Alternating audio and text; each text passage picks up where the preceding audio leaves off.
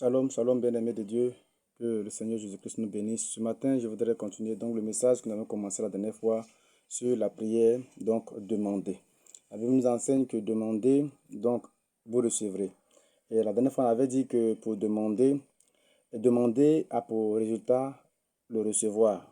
Et donc pour recevoir, il fallait donc que ta demande soit agréée par Dieu, une demande agréable à l'Éternel des armées.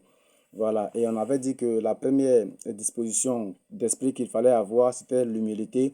Il fallait avoir l'humilité, il fallait être humble pour demander, puisque la main de celui qui demande est toujours inférieure, est toujours en bas, et il faut donc s'humilier pour pouvoir demander à l'Éternel des armées. Alors la deuxième disposition, donc la deuxième étape dans le demander, c'est le pardon. C'est le pardon en ce sens que, parce que nous demandons à l'Éternel des armées, et selon la Bible, dans le Marc chapitre 11, verset 25, et Isaïe 59, du verset 1 à 2, la Bible nous dit quoi? Marc 11, verset 5, que si vous devez demander, vous devez prier, il faut que vous pardonniez d'abord à vos frères et sœurs leurs offenses. Bien aimé, l'une des choses qu'il faut savoir, c'est que Isaïe 59 nous dit clairement que la voix, les oreilles de Dieu ne sont pas trop dures pour nous entendre, ni sa main trop courte pour nous secourir, mais ce sont nos péchés qui créent une séparation entre Dieu et nous. Donc, aller demander, c'est faire entendre sa voix à l'Éternel. Aller demander à Dieu, c'est faire entendre sa voix à Dieu. Donc, il faut te mettre dans les dispositions de telle sorte que ta voix soit entendue par l'Éternel des armées. Et la première, donc, dans cette disposition, pour que notre voix soit entendue, il va falloir que tu sois agréable à l'Éternel. Parce que la prière, pour qu'elle soit exaucée, on dit qu'elle doit être agréée. Et pour que la prière soit agréée par Dieu, il faut que toi-même qui pries, tu sois agréable à l'Éternel. Et Esaïe nous dit que nos péchés créent une séparation entre Dieu et nous et empêchent Dieu de nous entendre. Donc, si tu vas demander à quelqu'un quelque chose et qu'il y a une séparation entre vous, il y a un fossé entre vous, tu ne pourras pas recevoir clairement ce que tu vas demander. Donc, il faut se mettre dans la disposition dans laquelle il faut que ta voix soit entendue par Dieu. Et pour cela, il te faut libérer ton cœur. Dieu dit, si tu pries, que tu te souviens que tu as quelque chose contre ton frère, dans le livre de Marc chapitre 11, verset 25, si tu pries et que tu te souviens que tu as quelque chose contre ton frère, va te réconcilier avec lui et venir faire ta prière. Parce que tant que tu ne lui pardonneras pas ses péchés, tant que tu ne pardonneras pas ses péchés, l'Éternel ne te pardonnera pas aussi tes péchés. Or, tant que tes péchés seront là, bien-aimé, aucune de tes prières ne montera. Vous voyez, tant que toi tes péchés, dans la prière dominicale, on dit quoi? Seigneur, pardonne nos offenses comme nous aussi nous pardonnons à ceux qui nous ont offensés.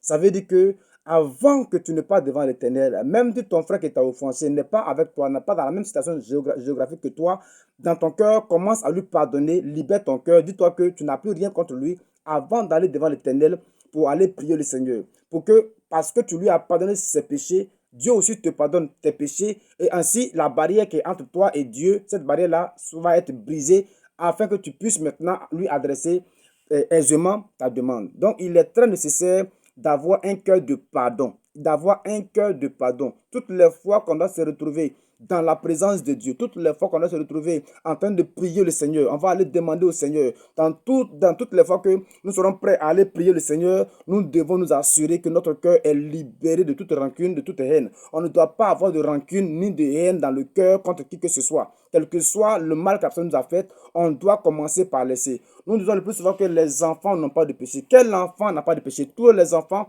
ont péché. Mais pourquoi les enfants, on dit qu'ils n'ont pas de péché? Parce que les enfants ont la capacité de pardonner sans même que tu viennes lui demander pardon. Les enfants sont en train de jouer, ils vont se faire du mal. Le vas-y, il parle plus avec toi. Ils vont se frapper tout à l'heure. Mais quelques minutes après, ces mêmes enfants vont se remettre ensemble en train de jouer. Parce que les enfants ont la capacité de pouvoir pardonner sans attendre qu'on vienne leur présenter des excuses. C'est-à-dire qu'eux, ils présentent sans condition. Ils pardonnent sans condition. Bien aimés frères, nous devons pardonner sans condition. Nous, chrétiens, nous devons pardonner sans condition. Pas à cause de quelqu'un. Mais nous devons savoir que si nous-mêmes, nous ne pardonnons pas aux autres leurs offenses, nos péchés vont rester ainsi sur nous, stockés sur nous. C'est-à-dire que si en 2010, quelqu'un m'a offensé, que j'ai refusé de lui pardonner ses péchés en disant, même dans ma tombe, je ne vais pas lui pardonner, ça veut dire que depuis 2010 jusqu'à 2025, actuellement, tous mes péchés que j'ai commis depuis 2010 jusqu'à aujourd'hui, aucun de ces péchés n'a été pardonné. Parce que dès l'instant où je refuse de pardonner à quelqu'un, je bloque le processus de pardon de moi, mes péchés, par l'Éternel. Et depuis ce jour-là, mes prières ne monteront pas parce que la séparation sera entre Dieu et nous et moi. Donc, il nous est obligatoire de pardonner les offenses de nos frères et sœurs. Nous devons avoir un cœur de pardon sans condition. Toi qui veux de Dieu quelque chose, il faut en deuxième position que tu aies un cœur de pardon sans condition.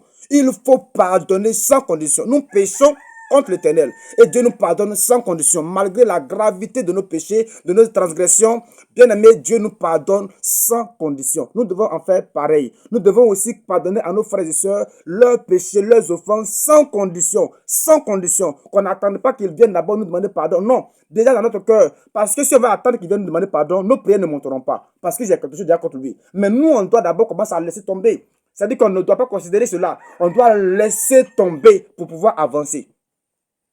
Donc, la deuxième étape, il faut nécessairement que nous ayons un cœur de pardon sans condition.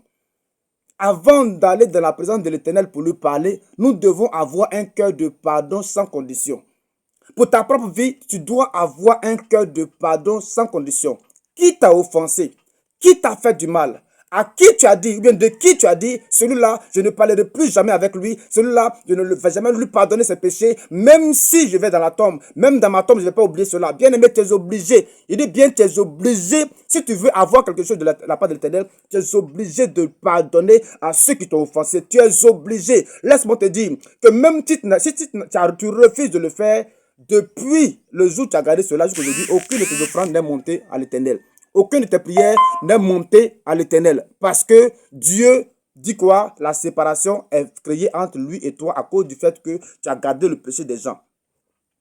Matthieu 6, verset 14, il dit, si vous pardonnez ainsi vos frères et sœurs, c'est ainsi que votre Père céleste aussi vous pardonnera vos péchés. Ça veut dire que si tu ne pardonnes pas, ton Dieu ne te pardonnera pas aussi tes péchés. Or, tes péchés sont très graves par rapport à l'offense que l'autre t'a faite.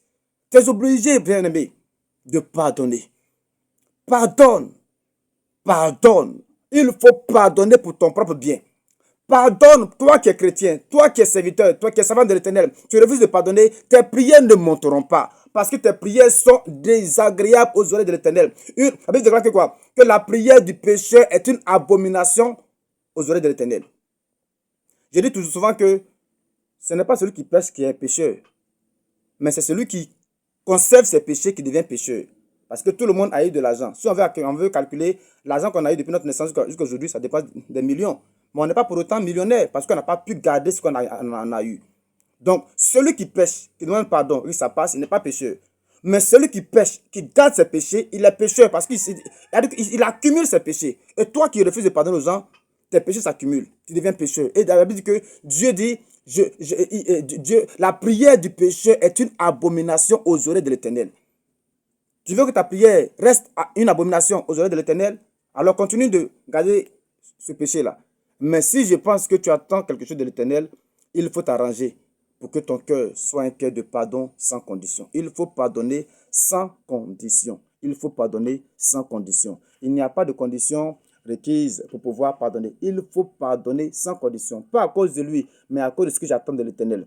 Ce n'est pas à cause de lui que moi je vais perdre mes grâces. Ce n'est pas à cause de mes frères et sœurs que je vais perdre ma bénédiction. Ce n'est pas à cause d'eux que je vais perdre mes opportunités. Ce n'est pas à cause d'eux que je vais perdre mes exaucements. Mais il faut que je leur pardonne parce que c'est nécessaire pour moi pour que je sois exaucé. C'est nécessaire pour moi pour que ma prière soit entendue par Dieu. C'est nécessaire pour moi. Cette deuxième étape doit être aussi respectée. La première étape, on a dit l'humilité. Deuxième étape, le cœur de pardon sans condition. Le cœur de pardon sans condition. La Bible dit que l'amour excuse tout. L'amour pardonne tout. L'amour excuse tout. L'amour pardonne tout. Que Dieu te bénisse, toi qui as pris le temps d'écouter ce message et de le partager afin que quelques-uns de nos frères et sœurs qui sont quelque part là-bas et qui sont dans cette posture puissent reconnaître qu'il y a une des étapes qui eux aussi ils ont brûlé et qui doivent aussi se mettre à jour afin que Dieu puisse les exaucer. Bien-aimé, Dieu te bénisse. Toi qui partages ce message, toi qui partages ce message et qui reçoit ce message comme venant de l'Éternel, afin que ta bénédiction aussi puisse accéder à toi, à ta vie, à ta famille, à ton foyer.